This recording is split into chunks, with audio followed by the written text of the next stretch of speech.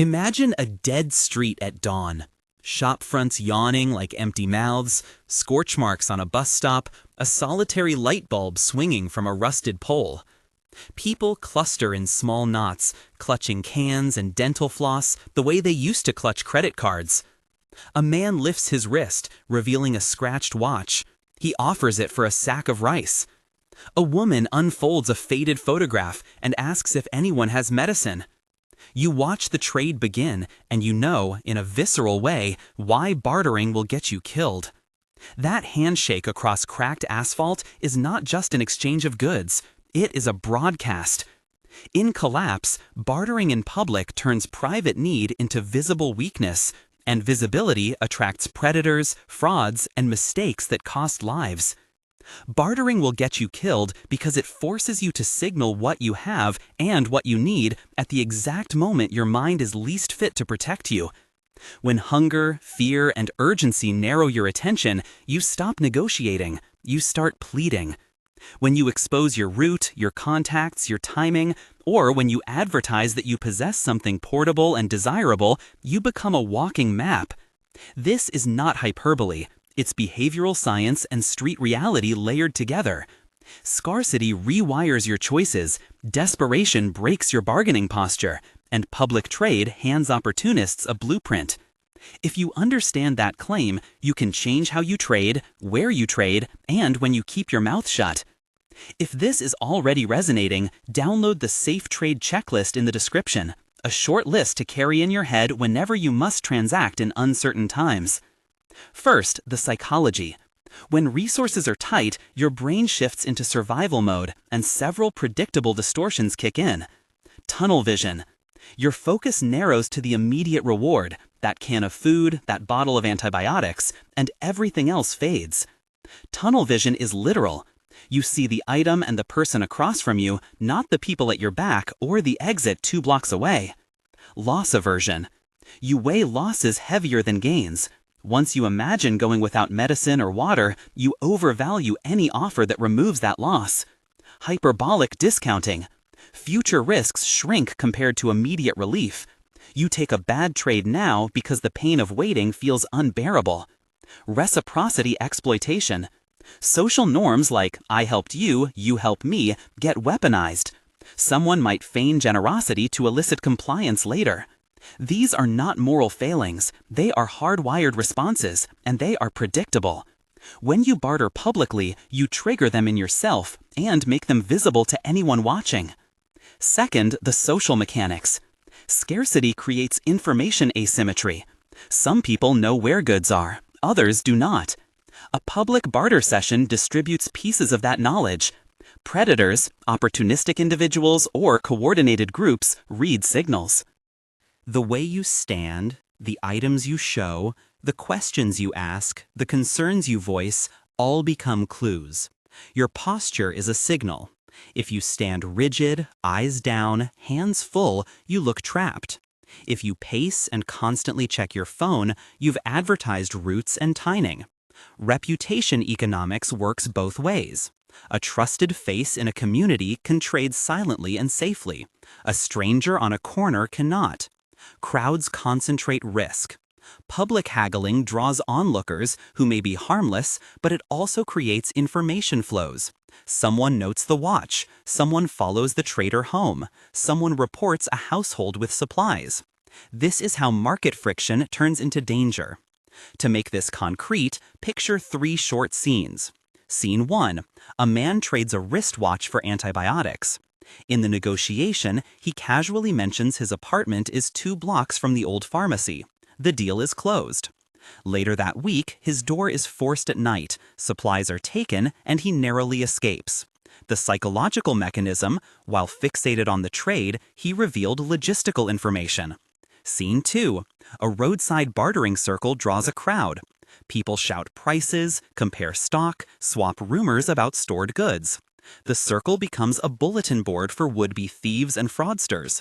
Information gravity pulls in predators who profit from aggregated knowledge. Scene 3. A person posing as a helper offers to escort a woman carrying a heavy crate to her safe place. Empathy becomes the tool. She leads the crate into an alley where a quick theft follows. The social weapon is sympathy. The psychological lever is social obligation and trust. In each case, bartering in public created the opening. The attackers exploited the psychological and informational landscape, not necessarily brute force. You need alternatives. Open, public bartering is the worst template for survival trade. It maximizes visibility and minimizes control.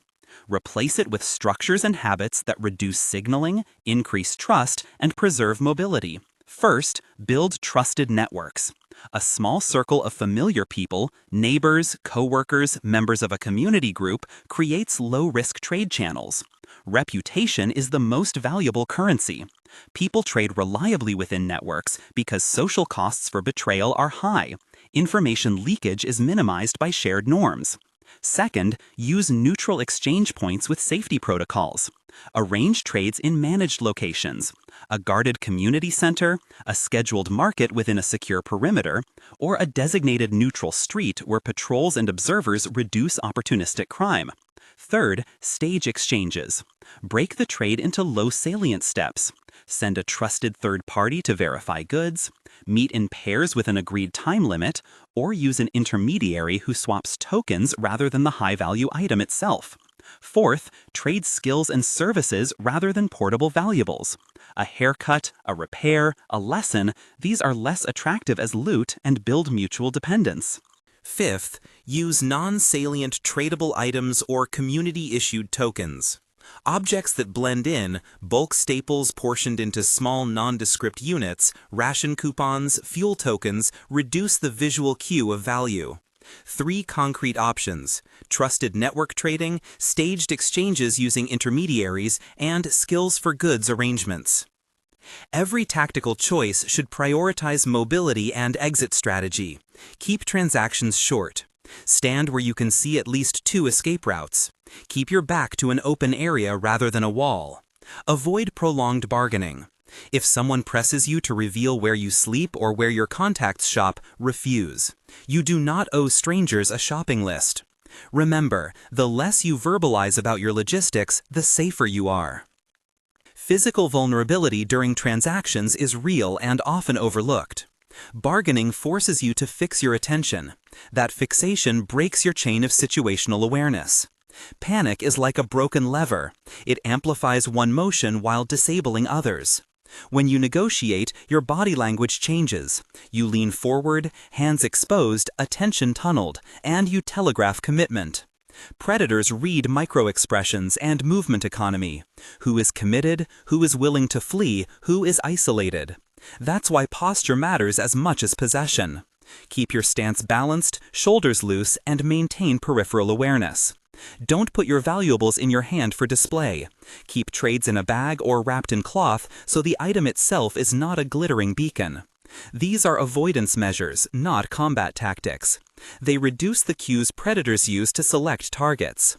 There are practical behavior rules to internalize. Practice saying no cleanly and repeatedly. No, I can't share that. Rehearse a refusal that doesn't escalate. Train your feet and your exit plan. Know where you will move if a situation deteriorates. Reduce conversations about your needs in public. Use low-key language. Barter for supplies or help, not the specific brand or quantity. Avoid amplified gestures that draw attention. And, if you must trade, do so during daylight with at least one neutral observer present. Stress control is part of trade safety. Your mind is safer when your breathing is steady. Try box breathing. Inhale for 4 seconds, hold for 4, exhale for 4, hold for 4. Do this for 3 cycles before approaching any exchange. The effect is immediate and practical. It slows heart rate, widens your field of awareness, and reduces the impulsive pull of immediate reward. Call it cognitive hygiene. In crisis, the simplest breath will give you fractions of a second. Those fractions are the difference between a calm decision and a panicked mistake. Now, concrete protocols that do not require weapons or illegal action. First protocol, mediated transfers. Use a third party you both trust to validate goods. The mediator inspects and then hands over a token. The actual goods change hands later or in a secure environment. Second protocol, split transactions across time. Exchange a small, low-value item first as proof of good faith, then complete the trade later in a controlled setting. Third protocol, skill swap meetups. Organize a scheduled, publicized event where trades are predominantly services, mutual aid networks, barter clubs, or task exchanges. Services are harder to monetize on the spot and incentivize repeated interactions, which builds reputation.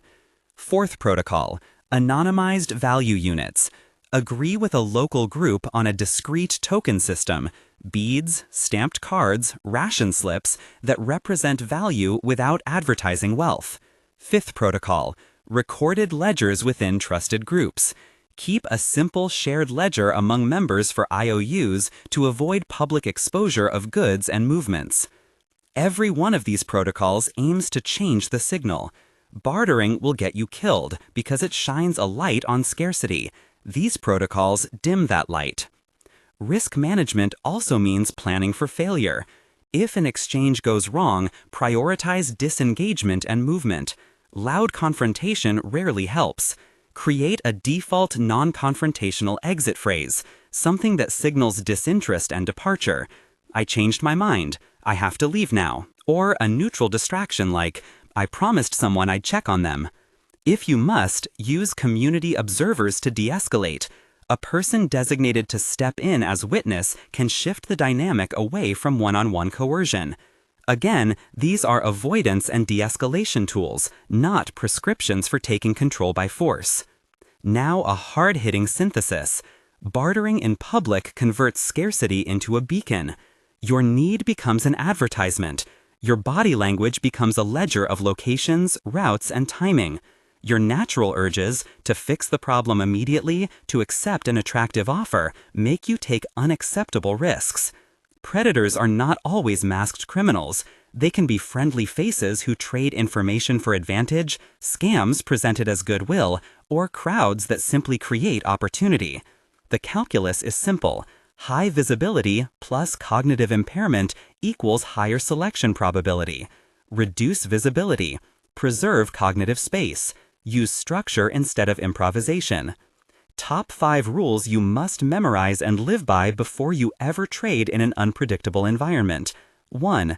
Never barter alone in public. Always bring at least one trusted witness or use a mediated channel. 2.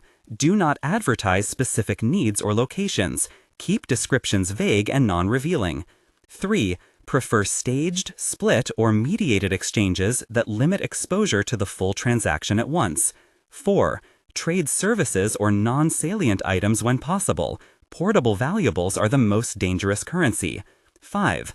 Practice a simple stress control routine, box breathing, before any trade and always know 2 exit routes.